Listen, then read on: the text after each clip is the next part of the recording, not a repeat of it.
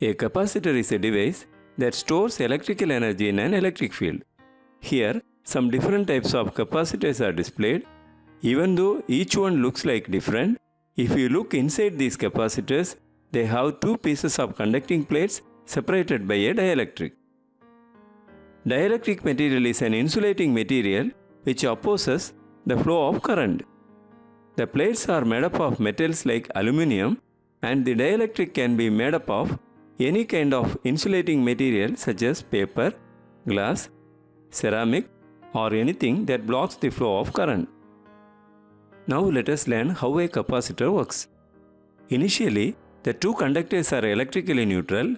That means they have equal number of positive and negative charges. When we apply voltage between these two plates, electrons from the top plates are attracted towards the positive terminal of the battery, and these electrons are pushed towards the bottom plate of the capacitor through the negative terminal of the battery. However, because of the dielectric in between the conductors, the electrons which are collected at the bottom plate of the capacitor are not able to cross the barrier. So, electrons start to accumulate on the bottom plate. After some time, the top plate has shortage of electron while the bottom plate has excess of electron. So we can say that top plate become positively charged and bottom plate become negatively charged. Because of the charged particles, a potential difference is developed across the plates. Transfer of electron will continue till this potential difference is equal to the potential difference across the battery. Because of this potential difference, an electric field will develop between the plates. This electric field is given by E equal to V by D. This electric field is directly proportional to the potential difference and inversely proportional to the distance between the two plates. If you increase the potential difference of the battery, electric field increases. If you increase the distance between the plates, the electric field decreases. Even if you remove the voltage source, the capacitor stores energy in terms of electric field. This process is called charging of capacitor. Let us learn how dielectric affect the charging of a capacitor. Dielectric change their orientation based on the charges on the two plates. So, the molecules aligned themselves with the electric field in such a way that the negative pole of the dielectric faces top plate and positive pole of the dielectric faces bottom plate. This will enable more electrons to be attracted to the negative plate by repelling more electron out of the positive plate. Once the capacitor is fully charged, if you remove the battery, it will hold the electric charge for a long time. If a load is connected and turn on the switch, electrons from the top plates started to move towards the bottom plate. Flow of charges produce current and the bulb glows. This process continues till both plates become neutral. This process is called discharge of capacitor. After some time, there is no excess of charges in the bottom plate. After discharge, both plates are in neutral and the bulb stops glows. So, capacitor is a device which stores charge, but not all capacitors will store same amount of charge. If one capacitor is connected with a battery, it might store small amount of charge. If another capacitor is connected with the same battery, it might store large amount of charge.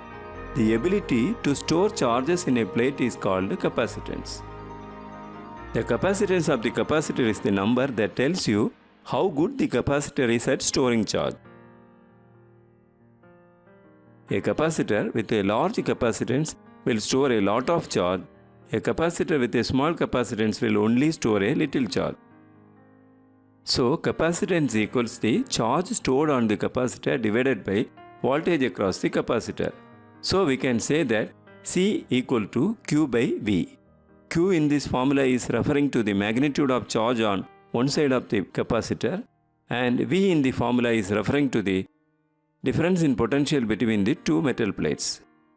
If 9 microcoulomb charges are stored in a fully charged up capacitor which is connected to a 3-volt battery, then the capacitance of the capacitor is 9 by 3 equal to 3 microfarad.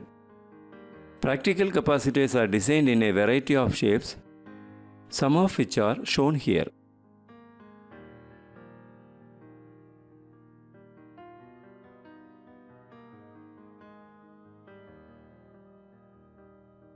We have C equal to Q by V. We know that V equal to electric field into distance. Substitute V in C, we will get C equal to Q by ED. We already know that the electric field between the two plates is given by E equal to sigma by epsilon 0 and Q equal to sigma A. Substitute E and Q in C, we will get C equal to epsilon 0 A by D. The unit of capacitance is farad and the practical unit is microfarad. So we can change the capacitance of the capacitor by altering the physical characteristics of the capacitor. By increasing the area of the plate, the capacitance of the capacitor increases. By decreasing the distance between the two plates, the capacitance of the capacitor increases. Similarly, by changing the dielectric material between the two plates, the value of the epsilon 0 changes. A vacuum is a poor dielectric and is given a relative permittivity of 1. Other dielectrics are measured relative to a vacuum. Air is roughly the same. Paper is about 3 times better than air. Alcohol and water, which have polar molecules, make particularly good dielectrics. Mica is at least 5 times more effective than air.